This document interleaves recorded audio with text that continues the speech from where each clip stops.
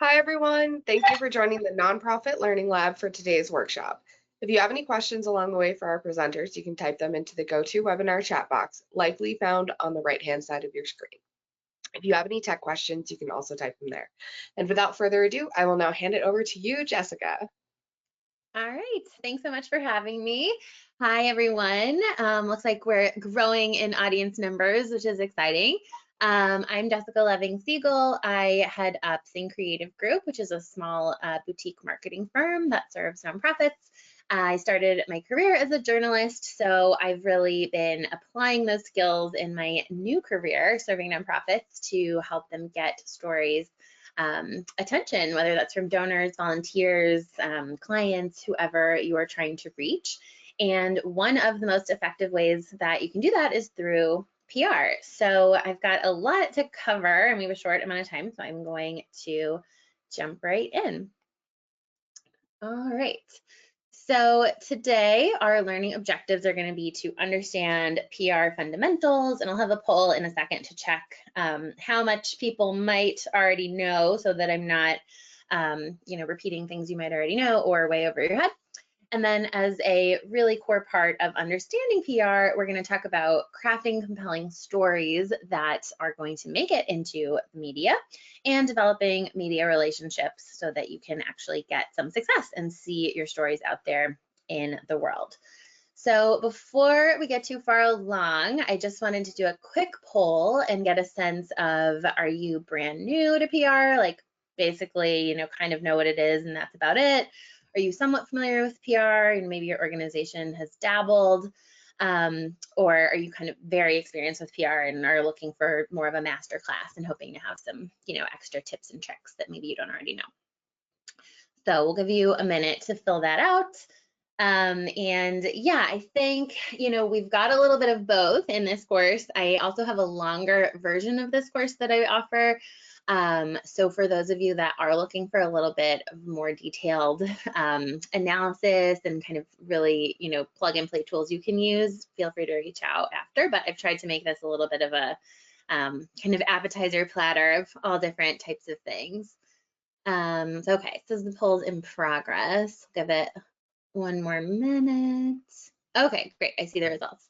Okay, perfect. So this is basically what I expected. So we've got a few people totally new, a small handful of people very experienced, and most of us are somewhere in the middle. So that's great. I think what we've got planned should be a good fit.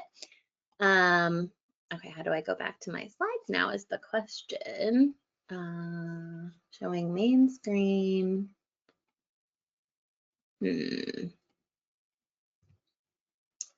Bear with me. Let's see if I can find. Here we go. Okay, hopefully this is back up and in business. Okay, so I think given where we all are, I'm going to try and go, somewhat quickly through the fundamentals so that we can get to some more of the tools at the end, and then I'm going to try and save time for questions. So feel free to take notes as you go along. If there's anything you don't understand and I went through too quickly, feel free to let me know later. Or if there's anything that you have further questions about, my website is at the bottom of all of the slides, so feel free to shoot me a message later. But so basically at the core, PR is different from advertising in that PR is about earned media. So you are getting the press to want to tell your story. You're not paying them to tell your story. This is something where you're really trying to leverage an audience that someone else has already put together to amplify your message. Because as much as, our firm does work with a lot of clients where we're helping you send out newsletters, we're helping them do social media, all of that's very important. But it just is never going to compare to the deluge of attention you can get if you just get one quick hit on a large newspaper or TV show, or even if it's a small blog or podcast, but if it's really tailored to those people you're trying to reach, they're already assembled and curated and trusting somebody else. And if that person talks about you in an authentic way, that's going to be huge. And there's really nothing that you can replicate like it, with the exception maybe of influencer marketing and social media, which is beyond the scope of what we'll talk about today. But if you want to know more about that, feel free to save that for questions. So, all right, the last bullet, I also just want to touch on, a lot of people when they think of PR, think of maybe lobbyists or crisis PR. in this attempt to control the public narrative about your organization. And that is certainly a type of PR. And fundamentally, when we're trying to get attention, in any kind of press release we're sending, it is, of course, an attempt to control what's being said about you. But for the purpose of what we're talking about today, we're not really talking about, trying to show up and really turn a bad reputation around or anything like that. We're focusing more on just how to get some attention, how to build credibility. Actually, I think I have on my next slide a little more of specifically, yes, what we're trying to do. So we're going to be talking about raising your organization's profile, establishing yourself as a trusted leader. And this one, this can mean your organization, making sure that your organization's out there, thought of as a thought leader, thought of, when people think of cancer research, if you're a cancer research organization, are you one of the names coming to the top of their mind as someone they've heard of, someone they trust? But this can also be individuals. This is maybe your board members, your executive director. Are you getting op-eds from them into the paper? Are they speaking on podcasts and at panels? It's, really building that trust and thought leadership. You can position your cause as important in a sea of requests for time and money. And this is another area where, whenever we send a newsletter or put out a social post, that most of the people getting those emails are seeing that in their feed. It's coming up next to a million other newsletters and posts that look just like it. Whereas if somebody's got the morning news on while they're, packing their kids' lunches, if the one nonprofit featured that morning is you, that's going to stand out in a much bigger way. So it's a great way to spread awareness about your cause. And you also can help your existing donors and volunteers feel proud and compelled to share their involvement. I know I've worked with a lot of clients where they're like constantly, desperately trying to get volunteers and donors to post on their social media about their involvement. And sometimes people will copy a template, but it can be hard to get people to be willing to do that or have anything meaningful to say. Whereas if you just got covered in, the New York Times, your donors and your volunteers are probably going to be pretty excited to share that article. So there's a lot of additional leverage that you can get from PR. We referenced this before. I just really want to drive home the point because people get confused about this a lot. PR is not paid. Some people will pay a service. We have clients who pay us to help them with PR, but you are not paying the publication for advertising. You are getting this coverage because you earned it. You are telling a story that publication wants to tell because they genuinely think that their readers or listeners or viewers are going to be interested. And one of the results of that is that it feels authentic. So when somebody is listening to a podcast interview or watching the news or reading a paper or magazine, they know the difference between an article that's written, that's nuanced and balanced and is telling a story versus something that says, sponsored content below, or that's a billboard ad or an ad in the corner.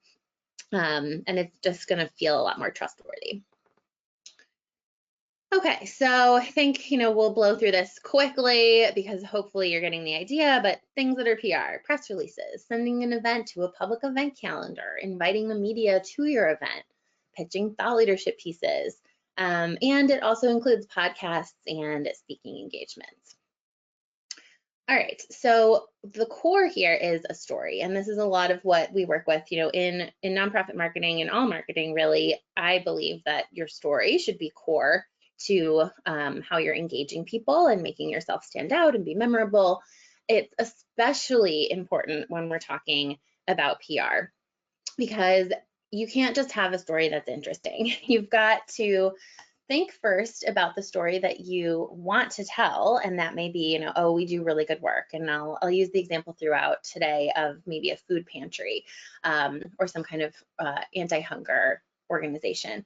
So maybe the story is, we feed a lot of people, we help, solve food insecurity. That's the story you want to tell. Okay, well, who are you trying to reach? Donors? You want more people to know about your food pantry? Do you need more clients? Trying to get more volunteers? Maybe you want to reach school principals because you want them to host canned food drives. Who is it you're trying to reach?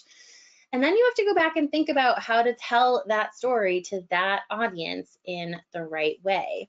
And part of what's going to come into play here when we're talking about PR in particular, oh, and I think, okay, we have a poll. I thought it was in the next slide, but we'll jump in. We can do it here too. So quick poll, has your organization been featured in the media before? Yes or no? And this one can be, doesn't matter if you submitted it, were you the PR person that sent the press release, or was it just that they heard about something you were doing and independently decided to feature you? Just wanted to kind of have a baseline foundation for knowing who's kind of got experience with this or not. So we'll give you one more minute to take this poll. Hopefully this one's a quickie. And I think I know where to click now to bring us right back to the slides when we're done. All right, so yes, oh wow, awesome. So the vast majority of you have been featured in the media before. Awesome, so that is really great news. And let's pull back up the slides. Okay. So hopefully that means that you've gotten a little bit of experience with this process.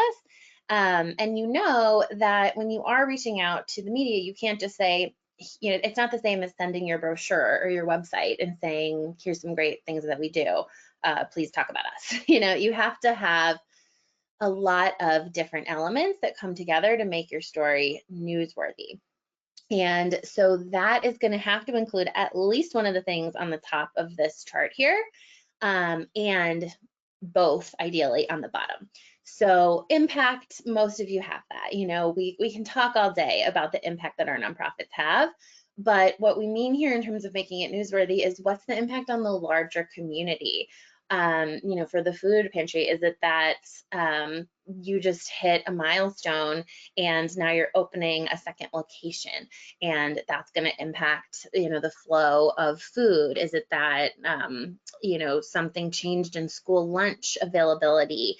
What's the impact on the larger audience you're trying to talk to? That's usually one that people can dig and find. You can usually find your angle on that. The other pieces that some stories will or won't have is certainly celebrity. If you've got somebody famous, somebody that people care about that's coming and saying, I support this cause, that's going to be really helpful.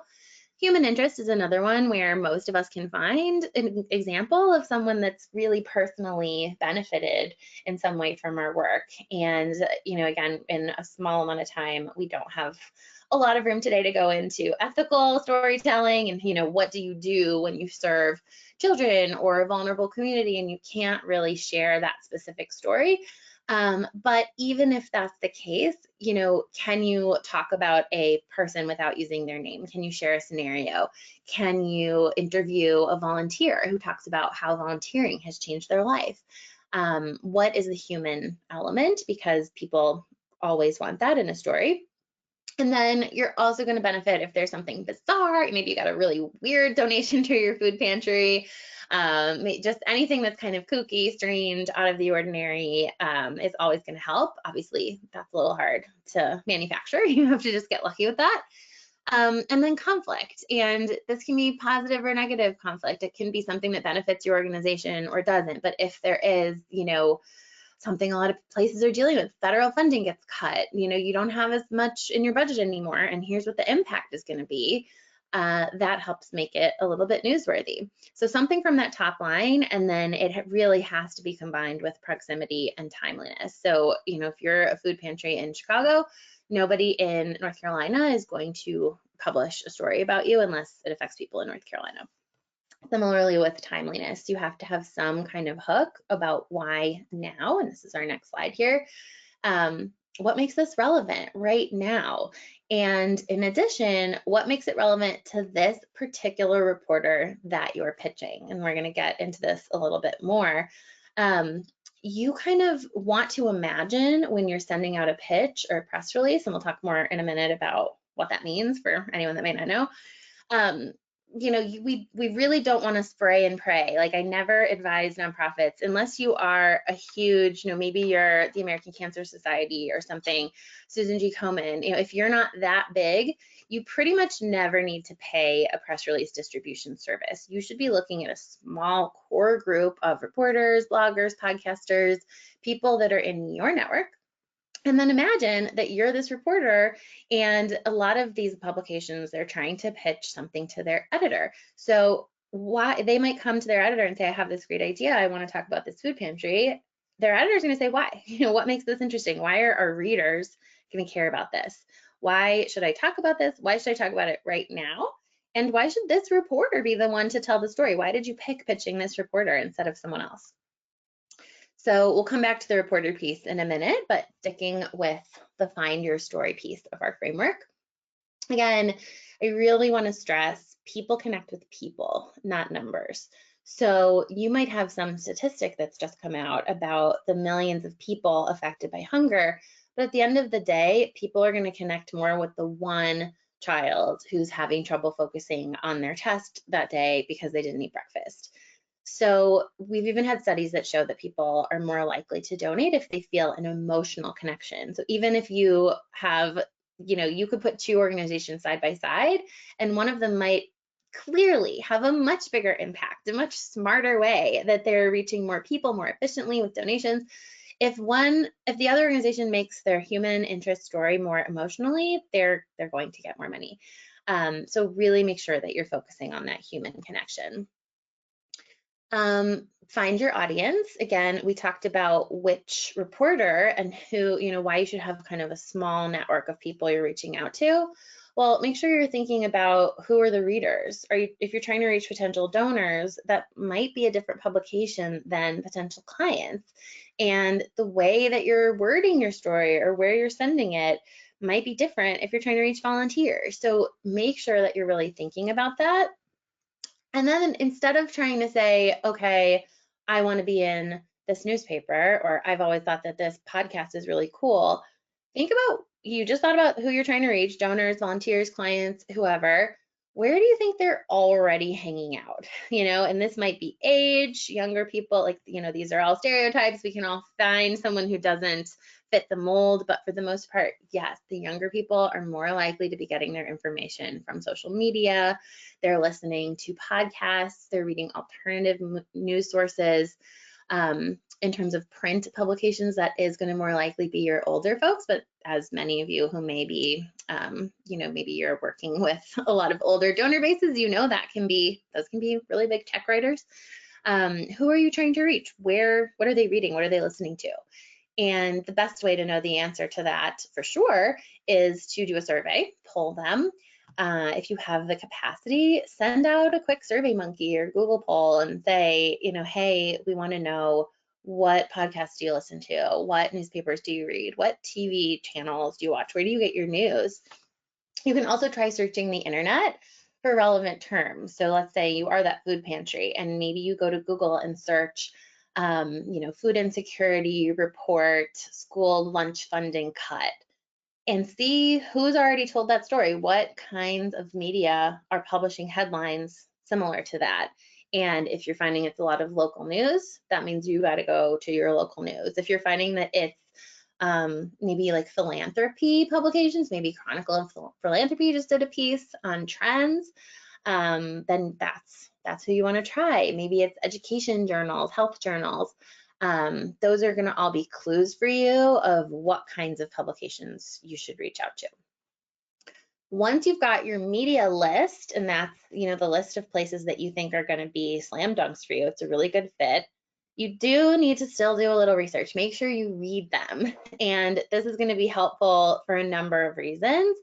One of the most obvious ones that sometimes people don't think about is make sure there are no red flags. Make sure that this publication isn't going to cause more problems for you than benefits. And sometimes we see this when people are just so excited and so desperate to be published somewhere that they're finding these blogs or online publications or podcasts that are like being published by people in their basements who have 5 followers. And yes, you can say, hey, look, we were featured in this blog, but anybody that does a little digging is going to be like, okay, this is actually kind of embarrassing. You want to make sure that you know who you're submitting to. You also want to do some research in those back issues to make sure that you can find the best reporter who's covering topics that you want to talk about. So you really don't want to just be like sending a dear editor email. You want to find, okay, who has talked about food insecurity in the past? Who has covered nonprofits? Who's talked about schools?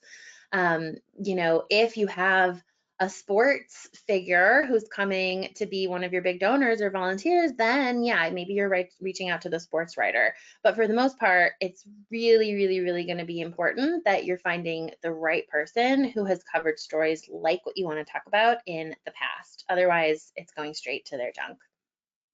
This is also when you want to start taking some steps to build the relationship. We'll go into this a little bit more later. I'm seeing we only have 10 minutes, so I'll try to go quickly. Make sure that you're following some of these reporters on social media. Did you find a reporter that's like the perfect fit for you? Well, before you finished writing your press release, just go follow them on Instagram or wherever they are. This used to happen a lot on Twitter. I think there's mixed feelings about Twitter now. We won't go into that. But you know, do they have a Substack? Follow their Substack, subscribe to their email alerts, whatever you can do to learn more about them. And they're going to appreciate seeing that you commented or liked. And if you kind of are doing that regularly over a few weeks, you're setting the foundation for them to recognize your name when you send a pitch a couple weeks later. So, all right, I want to spend a little bit of time on pitches versus press releases. I've got a couple examples in here that I think I'll skip through pretty quickly, but you will get these slides sent to you, I believe, after our session today, so you can come back and look at those more closely later. A press release versus a pitch. So most of us have heard of a press release, especially given, like, you know, it looked like that majority of people here are somewhat experienced with PR, so you know what a press release is. I'm going to give you an example. You can find these on the internet really easily. A pitch, I find people are less familiar with, and this is actually 100 times more important than your press release. I have seen stories get placed without a press release just because there was a really great pitch. It doesn't even have to happen by email. It can be over Instagram. It can be on Twitter, X, wherever it is. It's where you've made a targeted piece of casual outreach to a specific reporter, ideally one that you've been building that relationship with, like you've been liking and commenting on their posts for a few weeks now, so it's not out of the blue. You send them a message and it's something along the lines of, hey, I noticed you've been covering what's been going on in our schools. I don't know if you know this, but there's some talks about school lunches getting cut, and this is really going to affect people in this way, and here's what our pantry's doing to step up. Do you want to hop on a call about it? That's going to be a lot more impactful than blasting out a press release to 1 million people who may or may not be the right fit. So I'll skip through, you know, if you haven't written a press release before, this is the basic format, but really you can Google how to write a press release. They are pretty formulaic. What I do want to just quickly point out about our examples here are that you do want to use, if you have, you know, there's a new report or a statistic, something that is the news, that goes at the top. But down at the bottom, make sure you've got, you know, your community leader with her quote about how hunger impacted her. This is a way that you can follow that traditional press release model while still including that emotional impact. A pitch, again, I'm not going to go through this line by line, but this is an example of how you could send a pitch by email. Here's one that you can use. I've got the little @ signs here for, you know, plug it in with whatever is relevant.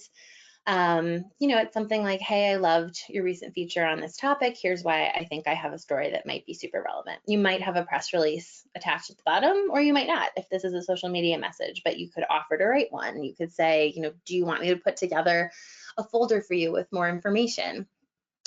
Just let them know that story is out there.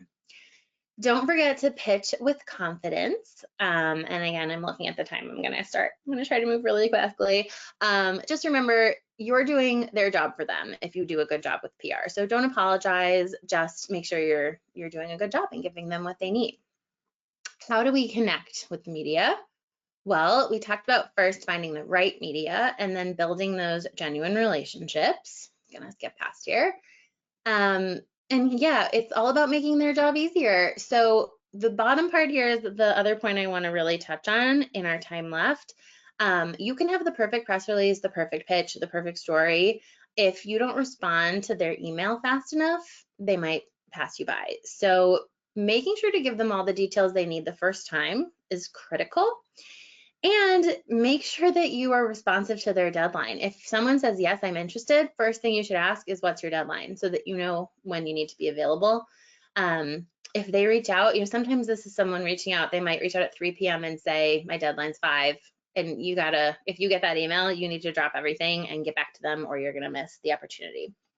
So make things super easy for them. Oops, I think I skipped a few. Okay. So to do this requires research, like we talked about. And the only other piece here I want to flag is see if you have connections in common. So this is just like networking to get a job. Look this person up on LinkedIn, look them up on Facebook. Do you know anyone who knows them? Ask for an introduction. The same kind of tenets apply. They're always going to be more likely to listen to someone who's a personal referral than someone who randomly found them on the internet. We talked about giving before you ask, subscribe to their Substack, like their social posts. This is always going to be a better way to kind of introduce yourself than reaching out with a cold email, which they are getting millions of. So, okay, I want to make sure we have a few minutes for questions. So key takeaways, PR is about earned media. You get the press to want to tell your story.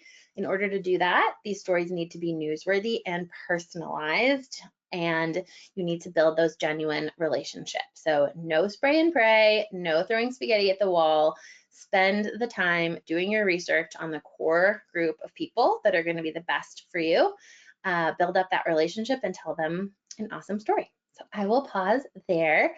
And I have one more slide here giving you, if you want to see the longer version of this workshop, we've got it on our website. I'm always happy if we don't have enough time for questions today, send me an email, happy to chat.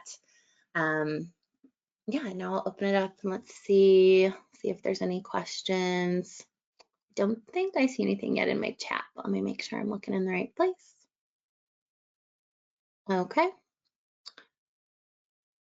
All right, so don't think I'm seeing any questions left, but Gretchen, let me know if I'm missing any. So yeah, in the meantime, I can let everyone know if you do go to our website, we've got a longer version of this PR workshop, and then there's also a separate workshop specifically about storytelling. So if you're wanting to know more about, wait, how do I really craft that story, not just the press release format, but how do I really write a story that's going to be attention getting, whether that's for PR or for my campaign materials, for my newsletter. We go into a lot of detail about that there as well. And you may see a couple of themes repeated. I use the food pantry theme multiple times because it just feels very concrete. I did have a question just come in. How do Okay. you think nonprofit PR differs from for-profit PR? Yeah, that's a great question. So it's a pro and a con. On the one hand, corporate PR is going to have more money than you are. They might be using those big spray and pray databases because there's no reason not to for them. If it's a couple $100s, that might be less of a spend for them than it is for you. It's not necessarily going to be more effective, but even if one thing gets picked up, maybe that was worth it for them. They're probably going to have bigger teams, so they might have more of an ability to do this research, be reaching out at scale, because this takes time. You don't need to have a big budget in order to do the things I talked about, but you do need to have time to research the right publications and to reach out and follow up and be available, when they ask you for something at 6 o'clock in the evening or before you're going home. They might also have bigger stories to be able to talk about. But the other hand, you as a nonprofit are going to seem more authentic, and people like telling happy, feel-good stories. So if this doesn't always have to be, oh no, there's a terrible need. It can be, we're celebrating the anniversary of providing, starting school lunches at the local school, and for a year, every kid has been fed every day. People want to hear that story more than they might want to hear some corporate story about how they, gave more money to their shareholders. I have had a lot of success with reporters who are really glad to have a human interest story to squeeze in there, especially if you can tie it. One thing we didn't have time to talk about today is tying it to the calendar. There are certain times of year that people are looking for stories, back to school, getting ready for summer, winter holidays. They're always looking for some kind of nonprofit feel-good story to tell around those times, and you've got a great opportunity to tell them one if you know how to do it. Let's see, any other questions? Looks like we're at our time. But yeah, again, please feel free to reach out if anyone has additional questions, and you can even book a 20-minute call straight from my website if there's anything you want to talk about more. I love being interactive, so I'm always on these things like, I can't see who is here and who you are, but I would love to take more questions and talk about this offline if anyone wants to reach out. Awesome. Thank you so much, Jessica. This workshop has come to a close. If you are interested in receiving the recording and materials from today's workshop, you can download them on the bottom of our free webinar page or email us at program@nonprofitlearninglab.org. Thank you so much for participating. And again, thank you, Jessica, for educating our community. Thanks so much for having me.